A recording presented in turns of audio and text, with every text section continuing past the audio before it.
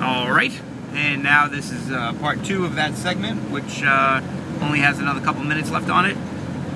This is life at 35 now, because we are in the more residential area of Southampton. So, if you haven't heard this before, we are talking about the connection, the connectivity of animals, humans being animals, and a mother having a dream that her baby was going to be killed by a chandelier, and it would have happened if she didn't get up and move that baby. All right, here we go. Change destiny, I guess. Well, cases like this suggest that the individual sees not the actual future, but rather the potential event that might occur. So, you know, this suggests that the future exists not deterministically, but rather as a range of possibilities, and that our human intervention may affect which of those events of varying probability actually do occur. Of course, I wish some government leaders would have this ability. Maybe we all wouldn't be in this mess that we continually get into. Would be nice. Next up, let's go to Bevan in Asheville, North Carolina. Hey, Bevan, go ahead. Hey, glad to talk to you guys. Sure thing. I am just seeing someone, and I've never had this happen before, but oftentimes we will wake up in the morning and have dreams that have they're not the same dream, but very similar content, like turkey sandwiches or just something, a situation that's completely similar.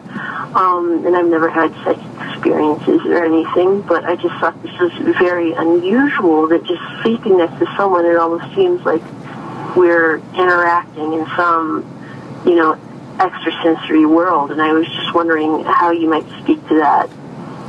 Well, I think everybody has the ability to have some kind of psychic challenge. Somewhere, somehow. I think everybody has it in them, whether you train or not.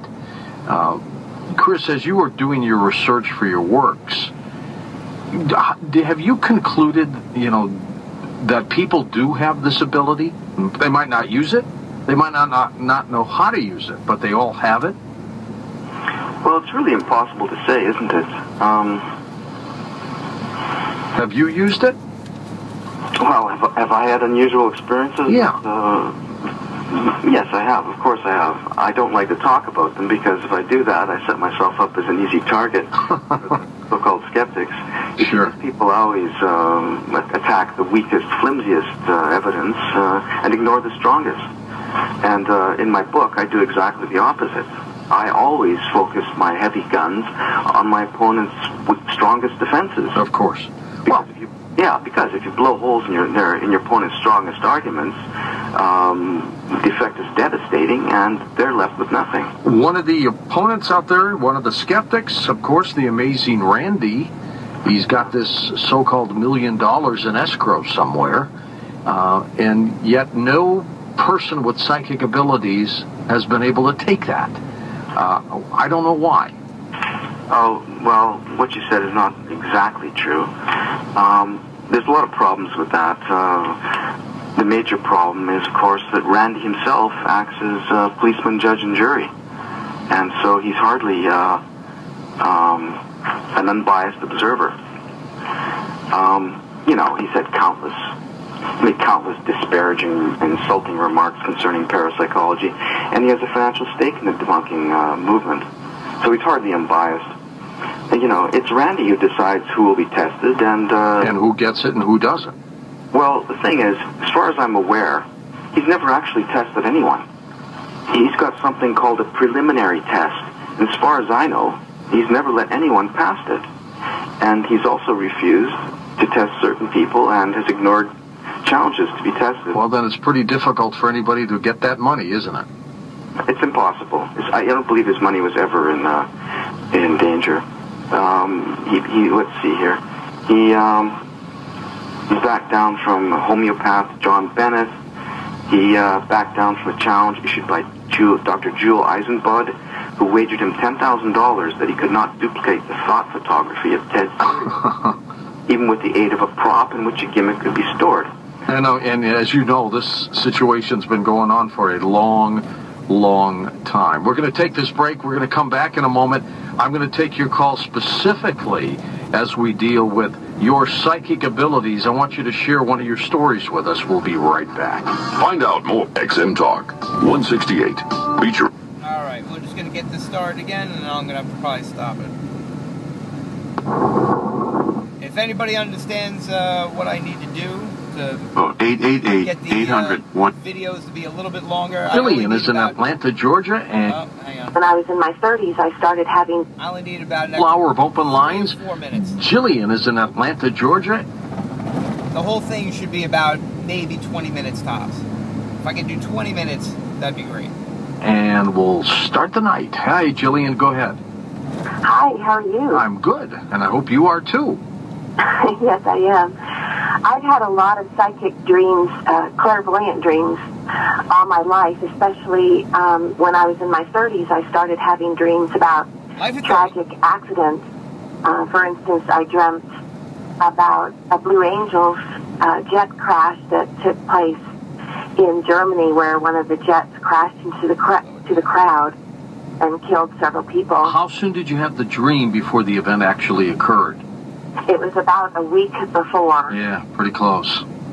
And then another one was, there was a plane crash in Washington. You might remember where the plane went into the Potomac River. Yes. And I dreamt about that one, and that one happened the very next day that I dreamt it. And when you dream these, Jillian, do you see the actual event that unfolds in reality later? I mean, did you see a plane going into the river? Yes, I did. That's pretty dramatic.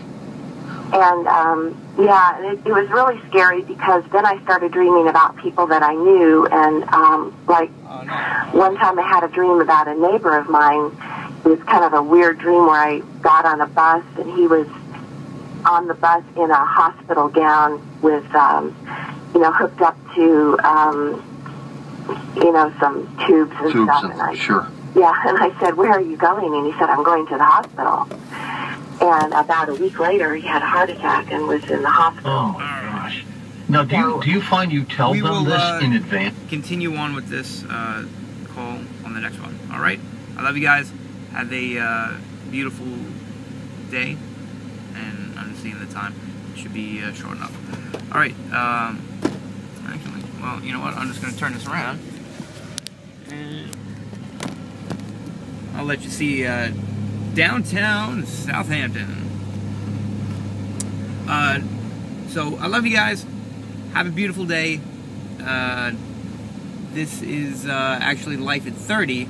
I'm actually thinking I am Benjamin Buttons, because it's not just the scar tissue that's loosening up, and I am feeling younger every day. But I started this thing, Life at 55, because I was on the highway. And as I get to my job, I have to go slower and slower. So right now this is like Life at 20. So, oh, Masonic building. Who knew? And look, we're about to be Life at 0. But think about it, kids. Slow it down. Life flies by when everything's awesome. But we're here for not for everything to be awesome, but to have some adversity. But deal with it, learn from it, write it down. That's the book. The book can't be written going forward. It can only be written going back. So, live every day. Live now. Love you. Bye-bye.